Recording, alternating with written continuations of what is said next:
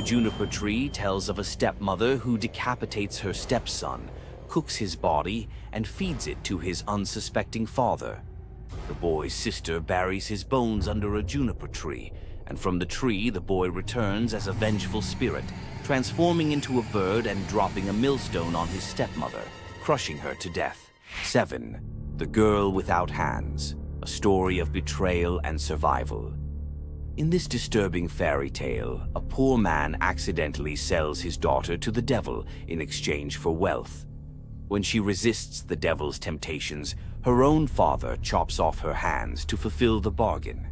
Eventually, she escapes, gains magical silver hands, and finds a happier fate, but not before enduring unimaginable suffering.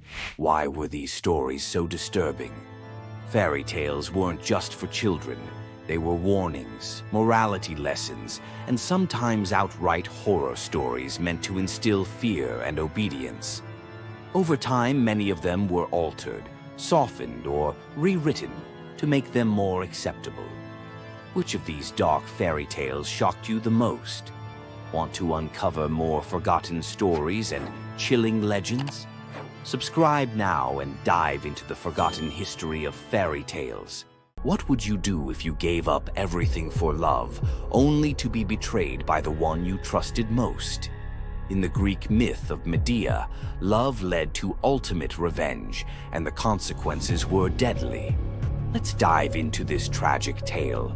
Medea, a sorceress of immense power, fell in love with Jason, the leader of the Argonauts, when he came to her homeland seeking help. Medea, who was deeply in love with him, used her magic to aid him in his quest for the Golden Fleece. She betrayed her own family, murdered her brother, and helped Jason achieve his goal, all out of love for him. Once Jason had the fleece, Medea fled with him to Greece, where they started a life together. But as time went on, Jason's love for Medea faded.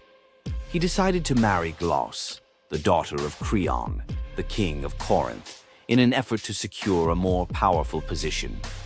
Medea, heartbroken and furious at the betrayal, decided to exact her revenge. She used her powers to craft a poison so deadly that it would burn Glauce alive when she put on a beautiful dress that Medea had sent her as a gift. But Medea didn't stop there. In her grief and rage, she murdered her own children, Jason's children, to ensure he would suffer the most for his betrayal. The pain of losing everything she loved was unbearable, and Medea, having left nothing behind but destruction, fled to Athens, leaving Jason to wallow in his sorrow and regret. Medea's story is a tragic reminder of the destructive power of betrayal and the extreme lengths to which love can drive someone. Sometimes love is not only blind, but it can also lead to devastation and vengeance. Does Medea's vengeance leave you thinking about the darkest side of love? Subscribe for more ancient Greek myths filled with twists, power, and passion. Ever wondered what it would be like to walk through the ancient world and encounter mythical creatures from Greek mythology? Get ready to meet the beasts that shaped legends.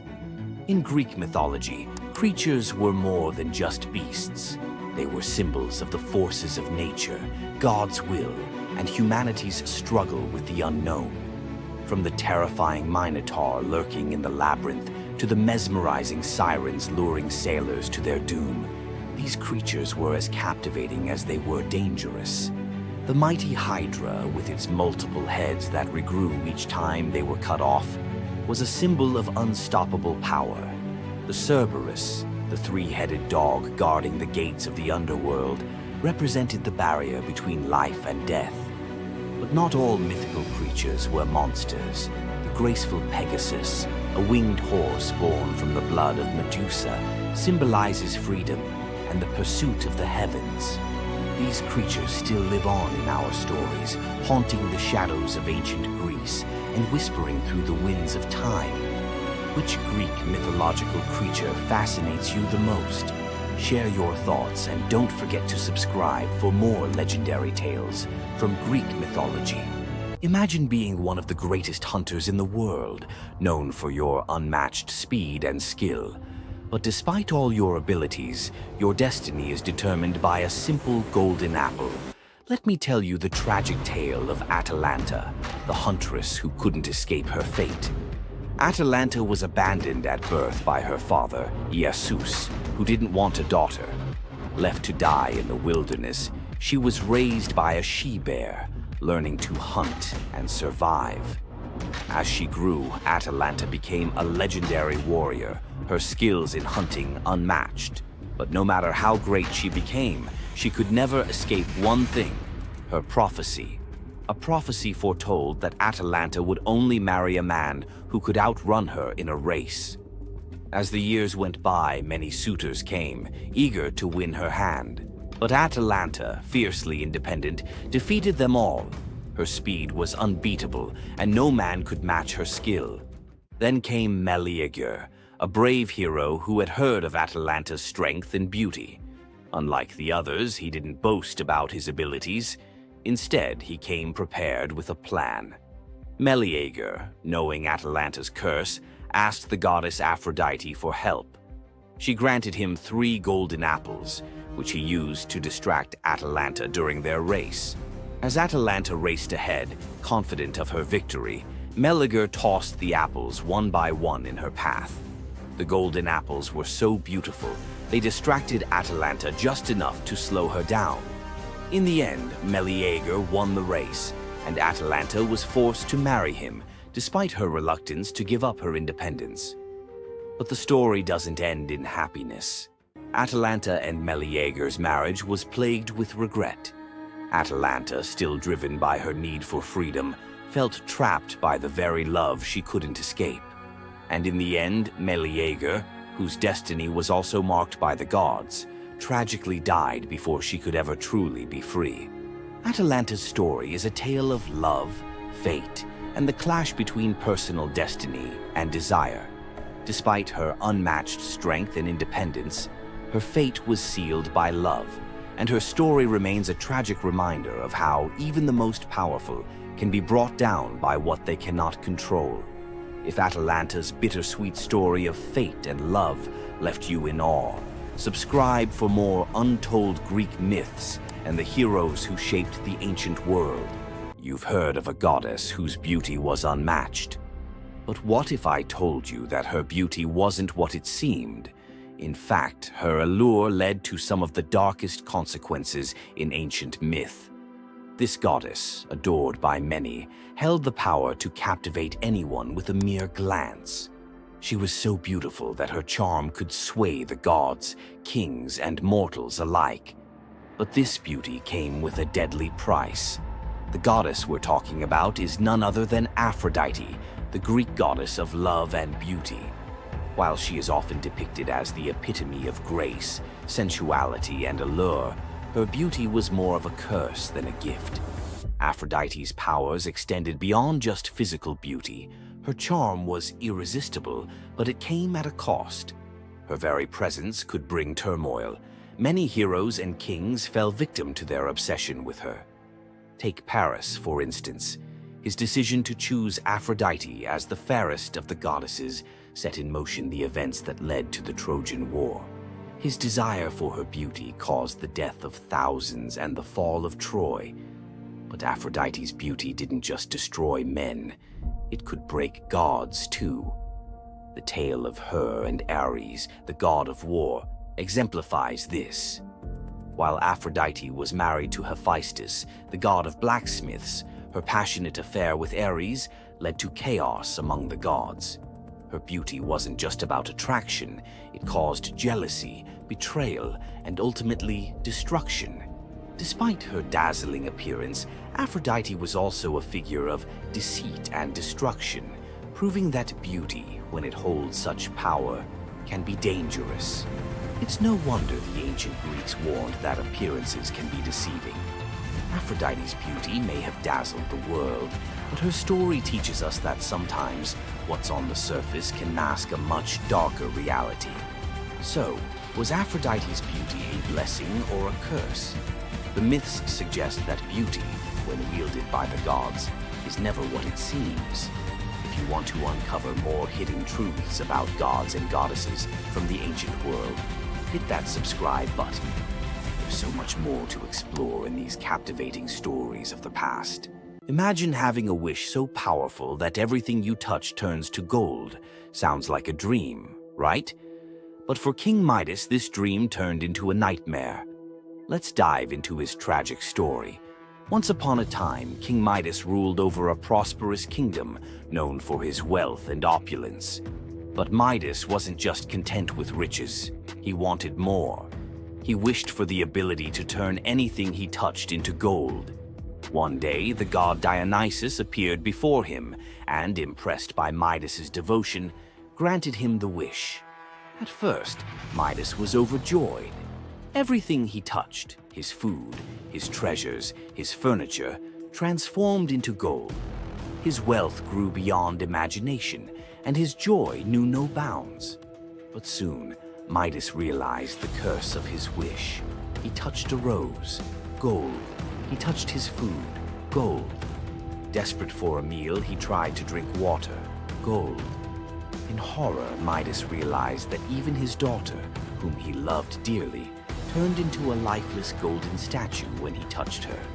Furious with the consequences of his greed, Midas begged Dionysus for mercy. The god, seeing the king's suffering, told him to wash in the river Pactolus. And in that moment, Midas's golden touch was taken away. The river's waters, now imbued with Midas's curse, carried gold downstream, forever tainting the land. King Midas's story is a reminder that greed often blinds us to the consequences of our desires. His once prized gift became his greatest curse, teaching us that not all treasures are worth the price. If King Midas's tale of power and greed left you thinking, make sure to subscribe for more epic Greek myths and their timeless lessons. Stay tuned for more stories of fate, love, and the gods' wrath. Imagine a woman so terrifying that a single glance from her could turn anyone into stone. Medusa, a name that echoes through history as a monster, a villain, and a symbol of pure horror. But what if everything you thought you knew about her was wrong? Medusa wasn't always a monster. Her story is one of betrayal, injustice, and a curse she never deserved. She wasn't born a villain. She was made into one by the gods themselves. But even as a victim, she found a way to turn her tragedy into power. Today, we'll unravel the myth of Medusa and discover the deeper truth behind her story. From her tragic origins to her transformation into a feared Gorgon, to her epic confrontation with Perseus. This is the tale of Medusa like you've never heard it before. Long before the snakes, before the curse, Medusa was a mortal woman of extraordinary beauty. She wasn't born a monster. She was born human, the daughter of the sea gods, Phorcys and Ceto. While her sisters, Stheno and Euryale, were immortal Gorgons, Medusa stood apart as the only mortal among them. But it wasn't her mortality that set her apart. It was her beauty. Medusa's golden hair, radiant complexion, and striking eyes captured the attention of everyone, even the gods. She served as a priestess in the temple of Athena, goddess of wisdom and war, vowing to remain pure and devoted to the goddess. This is where her life took a tragic turn. According to the myth, Poseidon, the god of the sea, became infatuated with Medusa. Overcome by desire, he pursued her relentlessly, and one fateful day he cornered her in Athena's temple. Medusa, defenseless, could not escape his wrath. But instead of protecting her, Athena turned her fury against Medusa. The goddess, enraged by the desecration of her temple, cursed Medusa for what had happened, punishing the victim instead of the perpetrator. Athena's curse transformed Medusa into a Gorgon, a being so hideous that no one could bear to look at her. Her golden hair turned into a nest of venomous snakes, and her eyes became so powerful that a single glance could turn living creatures to stone. This moment defined Medusa's new existence. Once revered for her beauty, she was now feared and hunted as a monster. But beneath the horror of her transformation lay a deeper question. Was Medusa truly cursed, or had she been given a weapon to defend herself in a world that had betrayed her? Medusa fled from civilization, retreating to a remote island where she lived in solitude. Here she came to terms with her new form and the terror it inspired. The snakes in her hair hissed constantly, and her reflection, once a source of pride, was now a weapon she couldn't dare to look at. But the world wouldn't let her rest. Tales of the monster of the island spread across Greece, and soon warriors came seeking glory by trying to slay her. None succeeded. Each challenger who entered her domain fell victim to her petrifying gaze, their bodies forever frozen in stone. Medusa's life became one of survival, fending off those who sought to destroy her while grappling with the isolation of her curse. She was trapped in a cycle of violence she didn't choose, but couldn't escape. As the years passed, Medusa's story became twisted. In the eyes of mortals, she was no longer the victim of a cruel curse, but a monster to be feared.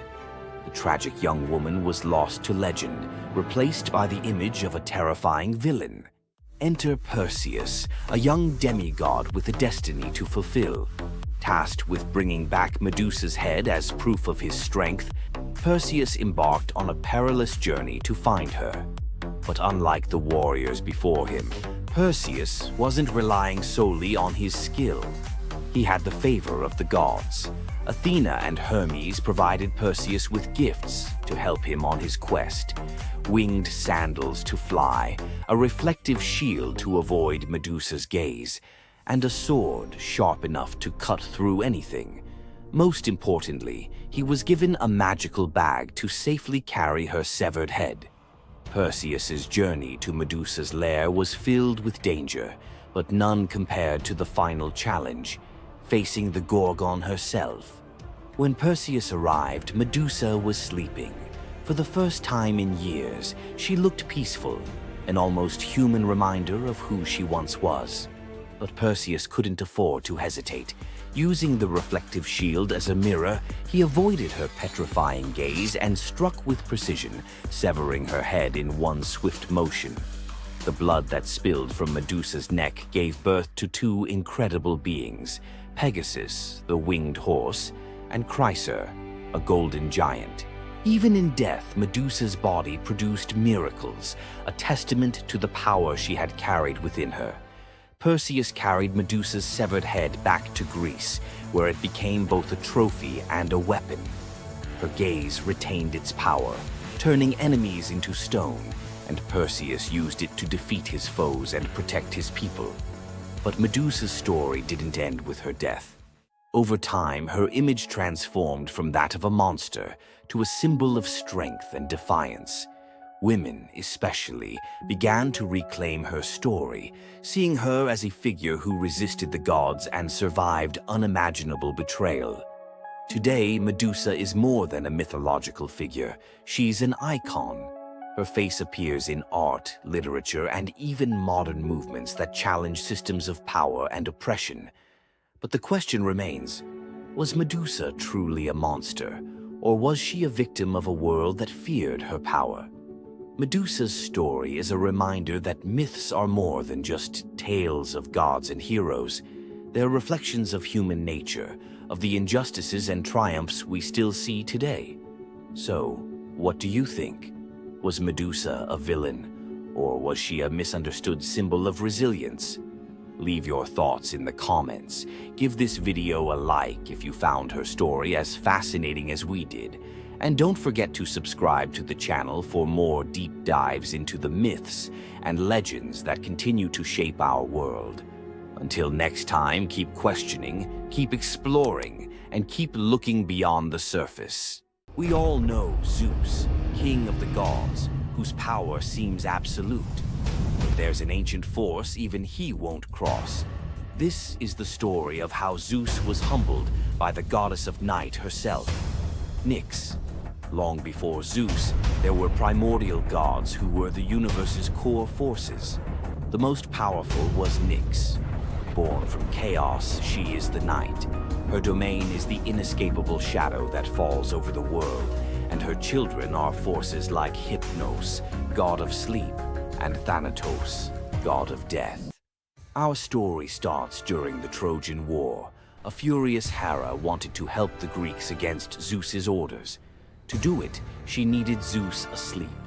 She went to Nyx's son, Hypnos, with an irresistible offer: put the king of the gods into a deep slumber. Hypnos was terrified. He'd helped Hera once before, and when Zeus woke up, his rage was legendary. He hunted Hypnos, ready to hurl him into the sea. The desperate god of sleep fled to his mother, Nyx. When Zeus arrived, he stopped dead. Unwilling to offend the ancient knight, he retreated.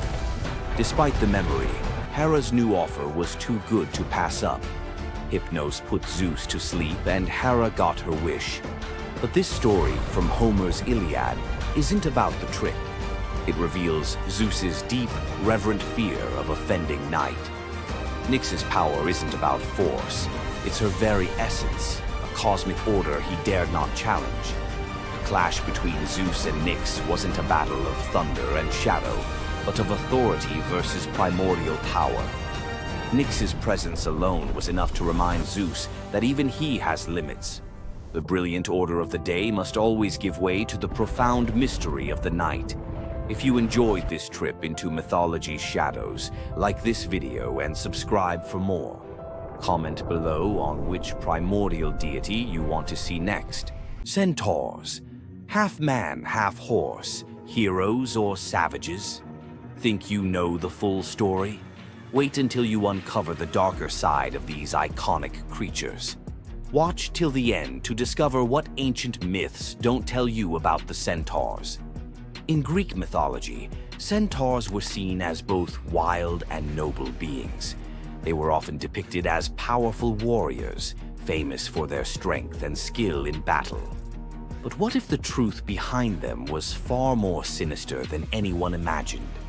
While some centaurs, like Chiron, were revered for their wisdom and kindness, many others were violent, uncontrollable creatures.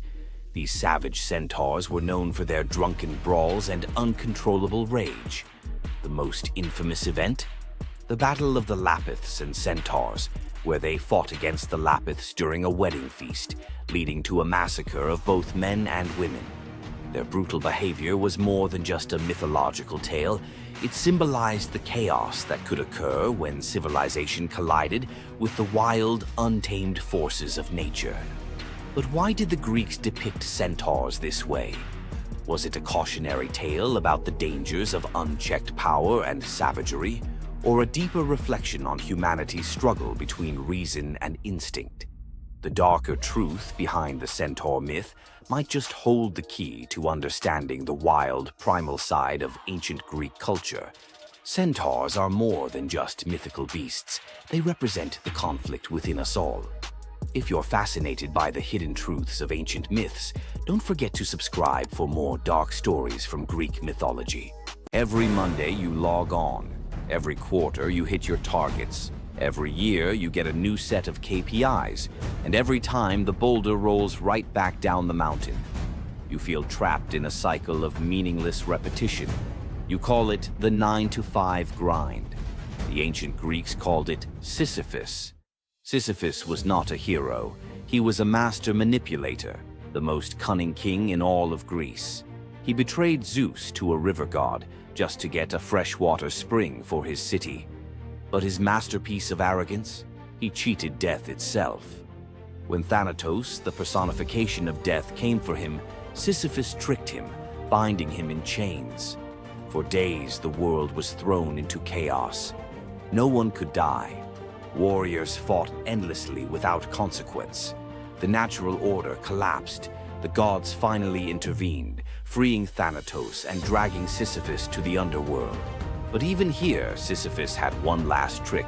He convinced Hades to let him return to the surface for just one day to punish his wife for not giving him a proper burial. Of course, he never returned. The gods, finally done with his games, devised a punishment that perfectly matched his crime: eternal, meaningless effort. Sisyphus was condemned to push a massive boulder up a steep hill. He would strain, fight, and claw his way to the summit, only for the weight of the universe to drag the rock back down the moment he reached the top. It's the ultimate metaphor for the modern corporate world. You spend 3 months pushing a quarterly report. You reach the summit. You celebrate. Then the boulder rolls down, and the next quarter begins. The goal is never achieved. The progress is an illusion. You are Sisyphus. But here is the revolutionary twist, the secret that transforms the myth. The philosopher Albert Camus saw Sisyphus not as a victim, but as the absurd hero. Sisyphus's freedom doesn't come from escaping the mountain, but from accepting the struggle. The moment he acknowledges the futility, the moment he finds meaning in the push itself, in the sweat, the effort, the sheer defiance of continuing, he defeats the gods. His walk back down the mountain is not a walk of defeat, but a moment of conscious, deliberate choice. It is the moment he chooses to be happy. So, the next time your KPI rolls back down the hill, remember Sisyphus. The goal is irrelevant. The only true freedom is finding joy in the effort, not the outcome. Loki's punishment was brutal. Bound deep within a cavern, his body lashed to 3 jagged rocks with the entrails of his own son. Above him, a serpent hung poised, venom dripping relentlessly onto his exposed skin. This scene, drawn from the poetic Edda and the prose Edda, became a symbol of both divine vengeance and suffering that echoed through Norse legend. But the gods never counted on one presence: Sigyn, Loki's faithful wife. Her hands trembled as she knelt beside him, catching each drop of poison before it could sear his flesh. Her quiet devotion became a fragile shield against the god's wrath. Why did she choose loyalty over escape? The answer reveals a truth about love that endures even when the world itself seems lost to darkness. Yet before the cavern, before the venom and the silence, there was a betrayal that shook the heart of Asgard. Balder was the light of Asgard, cherished by gods and mortals alike. His laughter filled the halls, a warmth that even the golden apples of Idun could not rival. When ominous dreams began to trouble him, his mother Frigg, desperate to protect her son, secured oaths from every creature and object in existence never to harm him. All, that is, except the mistletoe, too slight, too innocent to warrant suspicion. Loki saw opportunity in what others dismissed. He fashioned a dart from that fragile branch and sought out Hoder, Balder's blind brother. "Here," Loki murmured, placing the weapon in Hoder's